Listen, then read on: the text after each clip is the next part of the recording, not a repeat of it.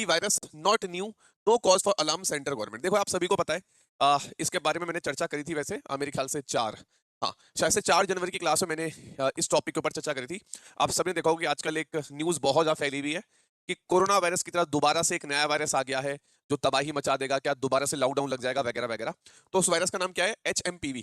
Full form क्या है इसकी? Human Meta Numa virus. ठीक है, तो ये वायरस अभी चाइना में फैला है। चाइना के अंदर काफी सारे केसेस इस वायरस के पाए जा रहे हैं।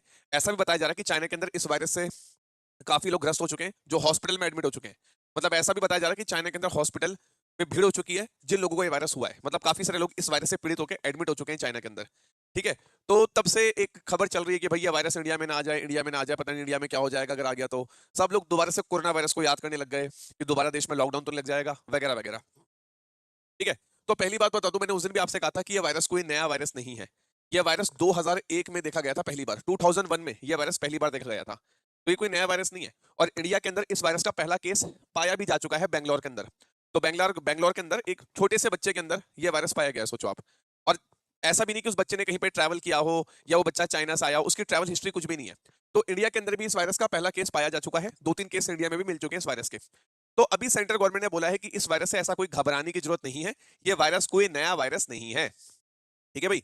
हाँ देखो, ये बात बिल्कुल सच है कि इस वायरस से इस वायरस की कोई वैक्सीन नहीं है, इस वायरस की कोई प्रॉपर दवाई नहीं है, ये बात बिल्कुल सच है। ठीक है, लेकिन सेंट्रल गवर्नमेंट ने बोला इतने घबराने की बात नहीं है, इतना इशू या इतना हाइप क्रिएट करने की जरूरत नहीं है जितना लोग कर रहे हैं। जैसे आपने देखा होगा यार, कोई भी छोटी, मतलब मैं छोटी न्यूज तो नहीं बोलूंगा, पर कोई भी मामला सामने आता है ना, उसके ऊपर तुरंत ऐसे ऐसे लोग वीडियोस बनाना शुरू कर देते हैं कि तबाही मचेगी, दोबारा लॉकडाउन लगेगा। तो सेंट्रल गवर्नमेंट बोला भी इतनी कोई खतरे की बात नहीं है, बी नॉर्मल, आराम से रहो। ठीक है, हम इसे कंट्रोल कर सकते हैं वगैरह वगैरह। ठीक है भाई।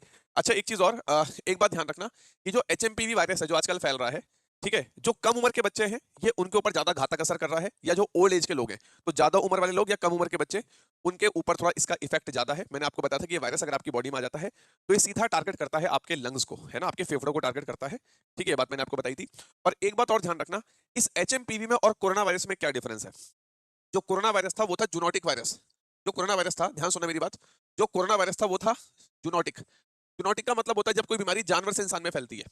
ठीक है, तो कोरोना वायरस एक प्रकार की जूनोटिक बीमारी थी। जूनोटिक का मतलब जब कोई बीमारी जानवर से इंसान में फैले। ध्यान रखना, HMPV जूनोटिक नहीं है। बहुत इंपॉर्टेंट चीज बता रहा हूं, ये ह्यूमन टू ह्यूमन फैल रही है, इंसान से इंसान में फैल रही है, तो आप इसको जूनोटिक बीमारी नहीं बोलोगे। ये बात क्यों बता रहा हूं, क्योंकि अगर इस बीमारी के ऊपर क्वेश्चन आ गया तो आपको कंफ्यूज कर सकता है कि HMPV भी क्या जूनोटिक है। नहीं नहीं, ये जूनोटिक नहीं है, ये इंसान से इंसान में फैल रही है। जूनोटिक होती है जानवर से इंसान में फैलती है। क्लियर? Clear everyone? चलो भाई, चलो आगे बढ़ते हैं। नाउ